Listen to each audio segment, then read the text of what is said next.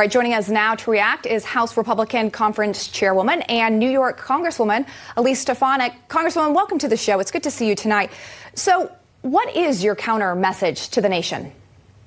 Well, first of all, we want to make sure that every American knows that this is not a serious investigation. This is a partisan political witch hunt where Pelosi has only appointed her political allies to attack Donald Trump, to attack his voters and supporters, and to attack Republican members of Congress who have real questions when it comes to election integrity. And those are valid questions. Let me be clear, Lindsay. Republicans condemned the violence on January 6th, just like we condemned the violence throughout the entire summer of 2020 with riots and destruction across the country targeted at federal buildings. The Democrats did not condemn that violence. Instead, they continue to obsess over this January 6th witch hunt. What also is important is this committee is illegitimate. It's illegitimate because for the first time in the history of Congress, Nancy Pelosi shred 232 years of precedent by not allowing the minority party, the Republicans, to appoint members of Congress. That's important because, like we saw during the impeachment Part 1, which was conducted in the basement bunker under Adam Schiff's leadership, there was still Republicans in that room. We were able to cross-examine the witnesses. We were able to look at all of the evidence. That's not what is happening here today. The other thing that is very shameless is most committee hearings start at 10 a.m. and are throughout the workday during working hours. There is a reason why Democrats and their allies in the media are shamelessly putting this on during prime time. It's because they're desperately trying to shift the narrative of the fact that their policies are failing when it comes to issues that actually matter. When I talk to voters and my constituents, issues like inflation, the border crisis, the baby formula shortage, the list goes on of issues they don't want to talk about. Wouldn't it be really wonderful if the Democrats focused on those issues instead? But they're failing to do so and instead engaging in this partisan witch hunt. So let me ask you this, because Democrats are saying that Republicans actually don't want to get to the bottom of what happened on January 6th because it was Republicans out there that were rioting. Is that true? Absolutely not. We want to follow the facts. And Leader McCarthy appointed Republican members to that committee. It was Nancy Pelosi who removed and failed to seat two of those appointees. We appointed those members because we wanted to follow the facts wherever they may lead. And in fact, our members are still conducting our own investigation. We're asking important questions such as, why were the U.S. Capitol Police so ill-prepared that day? Why won't Nancy Pelosi's office provide the documentation and communication with both the U.S. Capitol Police and the Sergeant at Arms leading up to January 6th?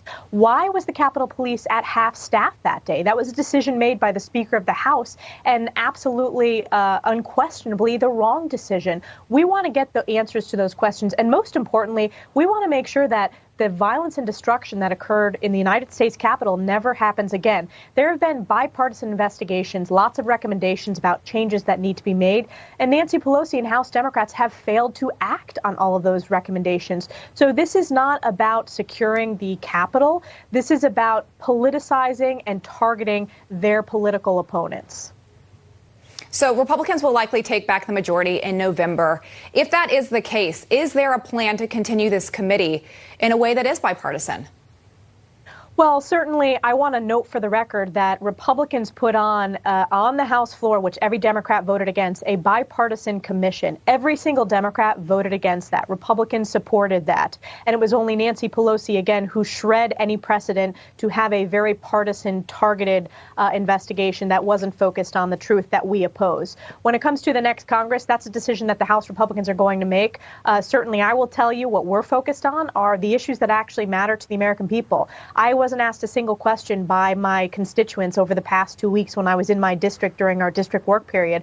But we are committed to focusing on inflation, as I said, the energy crisis, the crime crisis across this country. That's what we want to focus on. And that's what the American people are focused on right now. I do want to ask you this. This commission says that they have information that no one has seen before that is compelling. Is there anything that you could see tonight that would sway you, that Republicans would consider in their investigations into what went wrong that day? Well, first of all, we've seen that they have doctored evidence. I anticipate we will see more of that. We saw that in some of the evidence that they've put out from their committee in terms of doctored text messages taken out of context, not provided with the complete content of those text messages. They did that to Jim Jordan's text message, and we called them out on it. We are going to continue to call them out on it. I anticipate that it will be, again, excerpts and doctored. That's why they hired an ABC News producer who covered up for Jeff Epstein to produce these this primetime political circus. In terms of what we're focused on, again, we have an independent group of members who are focused on an investigation. We intend to put out a report in the coming weeks on where we think the security must be improved in the United States Capitol. And we're also going to put out the fact that Speaker Pelosi's office, the Democrats said that was the only office that's off limits from this investigation. Makes you wonder. Congresswoman Elise Stefanik, thank you for your time this evening. We'll have to have you back when you come out with that security report, and we'll be watching tonight. Thank you.